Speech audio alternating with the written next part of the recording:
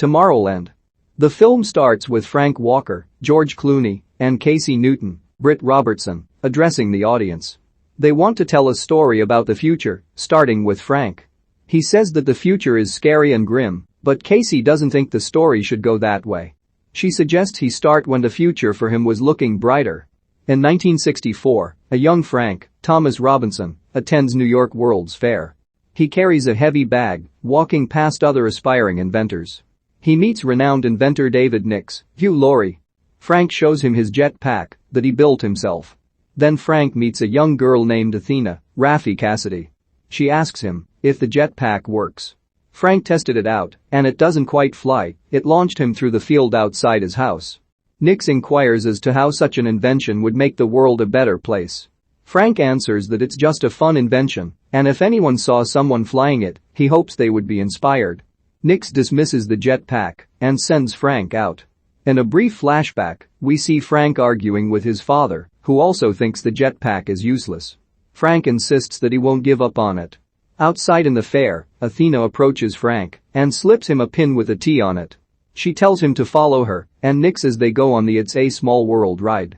Frank sneaks onto a boat, where in the tunnel, a light scans the pin on his shirt and it takes him through an underground passageway. It leads him into a pod that transports him to a mysterious place. He steps out and sees Athena flying in a pod, waving at him. Two larger animatronic pods start to construct something, pushing Frank off the ledge. He lands on another ledge, and his jetpack falls after him, breaking apart. A big robot takes the jetpack and fixes it, then gives Frank a thumbs up. Two men come out and call after Frank, causing him to fall again. He goes to reach his jetpack as he falls through the clouds, getting a brief look at the futuristic utopia that he's been led to. He slips the jetpack on in the nick of time and soars through the air before everyone's eyes. He lands before Nix and Athena, the former still unimpressed. Athena smiles and takes his hand to guide him through what is known as Tomorrowland. Then adult Frank says everything went to hell. Casey starts her story with a little more optimism. We see a video of her as a child with her parents, looking up at the stars as she names all the major ones. She wanted to go up there someday. In the present, we see Casey sneaking into a NASA launch site in Cape Canaveral. She sabotages a machine that is being used to replace certain workers, including her dad Eddie, Tim McGraw, who is an engineer. Casey leaves, not knowing that Athena is watching her. She returns home where her little brother Nate, Pierce Gagnon, catches her sneaking back in. He promises not to tell their dad what Casey's been up to. Athena sneaks into the Newtons' garage and gets Casey's helmet. She plants a pin like the one she gave Frank in the helmet and then takes a strand of Casey's hair for a scan. In the morning, Casey is heading to school when she helps her dad fix a device he's been working on. Eddie has accepted that the NASA platform is shutting down, despite what Casey thinks. She tells him a story that she's always heard about the two wolves, wherein there are metaphorically two wolves fighting within all of us, and the one that wins is the one that is fed. Casey tries to break into the platform again. She uses a flying toy with a camera, only to get caught and arrested. Her dad posts her bail, and she goes to collect her items. Among them is the pin, which she has never seen before. She briefly touches it and is instantly standing in a wheat field. Casey springs up in shock and then finds herself still in the station. She picks the pin back up and is back in the field. She looks ahead to see what looks like a big castle. She walks toward it, only to bump her head on the ceiling. Eddie picks her up and is angry. She tries to show him what the pin does, but it doesn't work on him. Casey touches it again and sees herself in the field, floating above it as she's being driven. Eddie takes it from her and tells her to stop. That night, Casey sneaks into Eddie's room and takes the pin back. She starts walking toward the castle and falls down the stairs.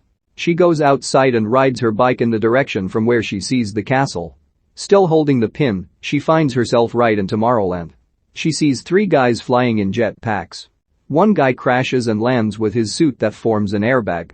Casey continues walking through the place and is amazed at all the inventions she sees. It appears as though the other attendants can see and interact with her. Casey then notices that the pin is counting down to less than 2 minutes. She rides a shuttle and is invited by one attendant to ride with her and a few others. As Casey walks toward them, it appears she's walking through water. The time on the pin runs out, and she is walking through a swamp, frustrated with the pin's limited power. Casey runs back home and gets Nate to log into their dad's computer. He helps her find an address to a shop where they have pins like the one Casey has. She tells Nate that she saw the future and he will get to see it, but not yet. She asks him to tell their dad that she went on a camping trip. The next morning, Athena shows up at the Newton home posing as a Girl Scout. Nate knows she's faking, but Athena knows that Nate is lying when he says Casey is camping. He tells Athena where she really went. Casey goes to a shop called Blast from the Past, filled with vintage memorabilia items and an excuse for Disney to plug Star Wars. She meets the two shop owners, Hugo and Ursula, Keegan-Michael Key and Kathryn Hahn. When Casey shows them the pin, they ask her if she saw something and where she found it. Casey says she got it after she was arrested, prompting Ursula to push a button. They start to ask her menacingly if she saw a girl. They then take out two plasma guns and aim them at Casey. Athena then bursts in and fights Hugo and Ursula. She fires a time sphere that traps the two in a bubble before they can kill Casey. Athena convinces Casey to follow her as she pulls her out of trouble. She then gets Ursula to impale Hugo, and then she rips off Ursula's head, revealing both of them to be robots. Athena grabs Casey and runs as the robots self-destruct and destroy the shop. Athena breaks into a car and uses a special key to take it.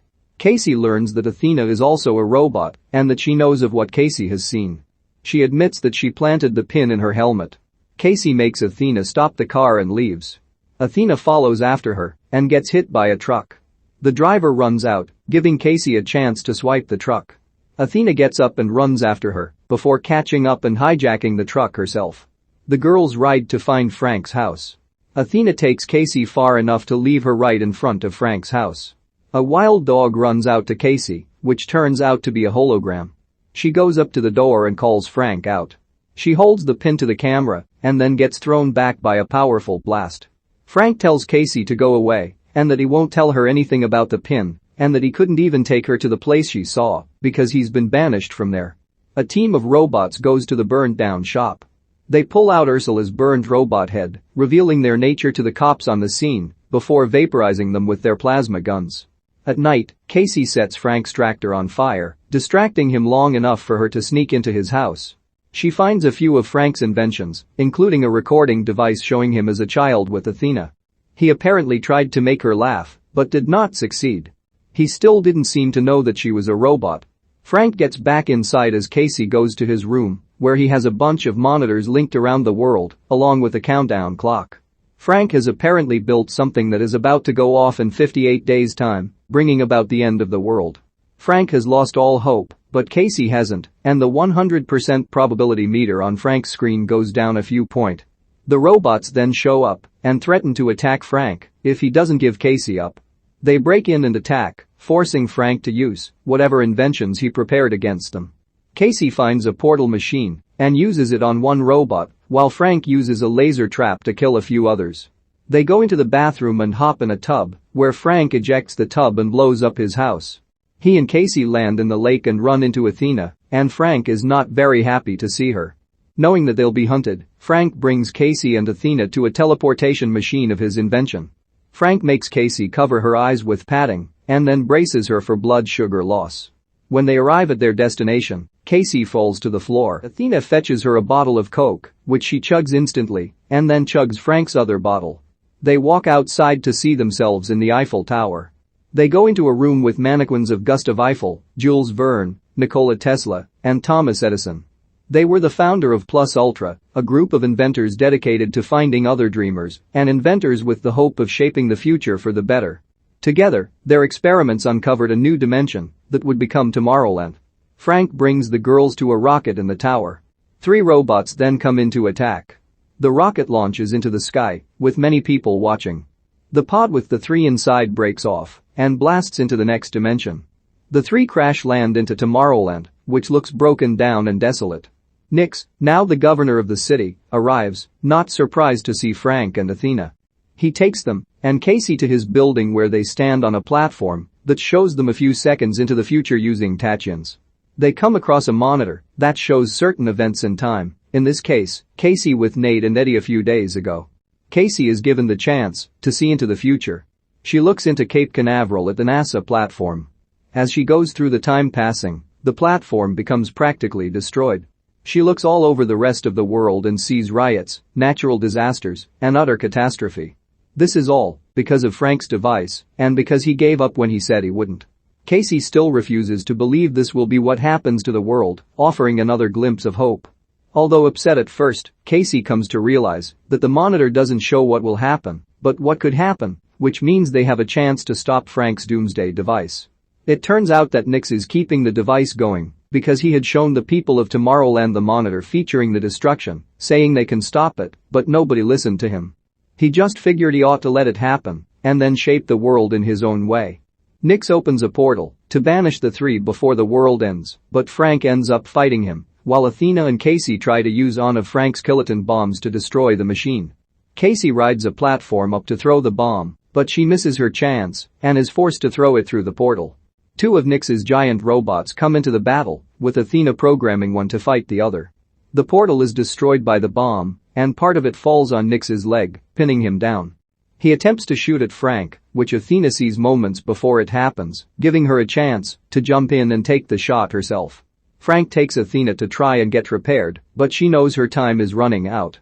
She plays a recording of when she knew Frank as a child. She knew he was smitten by her, but she didn't know how to tell him that she was not human and therefore could not feel for him what he felt for her.